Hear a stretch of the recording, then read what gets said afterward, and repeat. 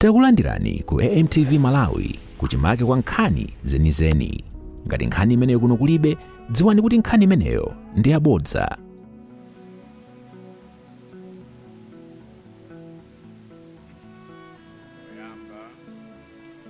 Iwerenga chipangano chakale mawu opezeka pa 2 Mafumu chapter 7. 2 Mafumu 7 kuyambira ndime yoyamba mpaka 11. 2 Mafumu 7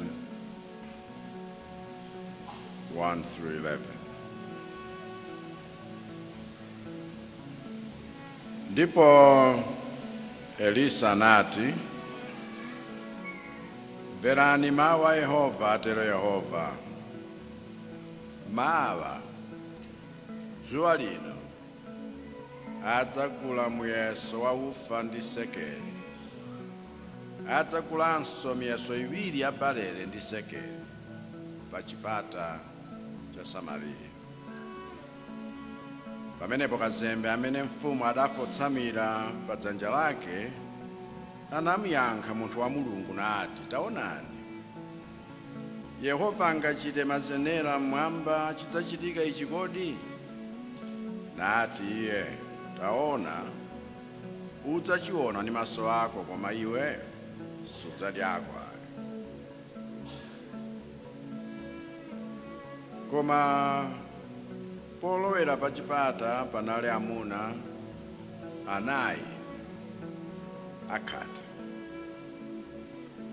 Nanenana wina ndi mnzake, "Tikhaliranji kuno mpaka kufa? Tikati tilowe m'mudzi muli njala, tidzafa mmwemo. Tikakhala pompano tidzafanso. Tiyeni tsono tigwe ku misasa ya Aramu. Akatisunga ndi moyo, tidzakhala ndi moyo. Akatipha, tangofa." Nanyamuka iwo kuli sisiro kukalowa ku misasa ya Aramu. Koma pofika polekezera pake pa misasa ya Aramu, taonani, panalibe munthu pomwepo. Popeza Yehova adamvetsa khamu la Aramu phokoso la magaleta ndi mkokomo wa akavalo, phokoso la nkhondo yayikulu. Nanenana wina ndi mnzake, "Taonani, mfumu ya Israeli watimemezera mafumu a Ahiti ndi mafumu a Igupto atigwere." Nanyamuka nathawa kuli sisiro, nasiya mahema awo ndi akavalo awo ndi abulu awo misasa ili chimangire, nathawa apulumutse moyo wawo. Ndipo pofika akhate awo polekezera pa misasa, analowa mhema mmodzi, nadya namwa, natengako siliva ndi golide ndi zovala, namuka nazibisa. Nabwerera nalowa mhema wina, natengako namuka nazibisa. Pamenepo ananenana wina ndi mnzake, "Sitiluchita bwino ife. Tsiku lino ndilo tsiku la uthenga wabwino, ndipo tili kukhala chete. Tikachedwa kufikira kwacha, mphulupulu yathu idzatipeza. Tiyeni tsono timuke tifotokozere a m'nyumba ya mfumu." Nadza iwo nayitana mlonda wa m'mudzi namufotokozera ndi kuti, "Tinafika ku misasa ya Aramu, ndipo taonani, palibe munthu pomwepo, kapena mawu a munthu, koma akavalo omanga ndi abulu omanga ndi mahema ali chimangire." Ndipo iye anayitana alonda ena, ndi iwo anafotokozera a mnyumba ya mfumu. Ndiwerenganso m'Chipangano Chatsopano mawu opezeka pa Uthenga Wabwino wa Mateyu chapter 20 kuyambira verse 1 mpaka 7, fanizo la ntchito olembedwa mwina ni mwina. Mateyu 20 verse 1 mpaka 7. Pakuti ufumu wakumwamba ufanana ndi munthu mwini banja amene anatuluka mamawa kukalembera antchito a munda wake wampesa. Ndipo pamene adapangana ndi antchito pa lupiya la theka limodzi tsiku limodzi, anawatumiza ku munda wake. Ndipo anatuluka dzuwa litakwera, naona ena atayima chabe pabwalo. Ndipo kwa iwo anati, pitani inunso ku munda, ndipo ndidzakupatsani chimene chili choyenera. Ndipo iwo anapita.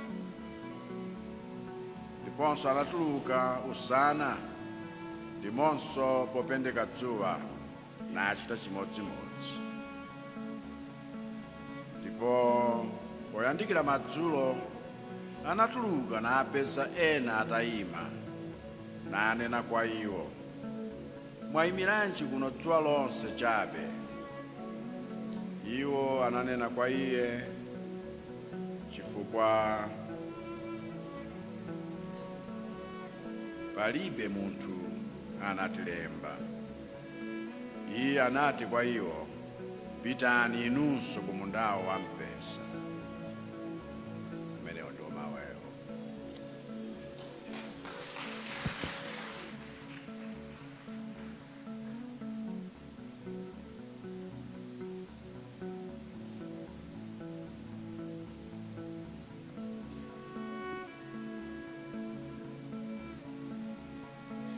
Choyamba tisana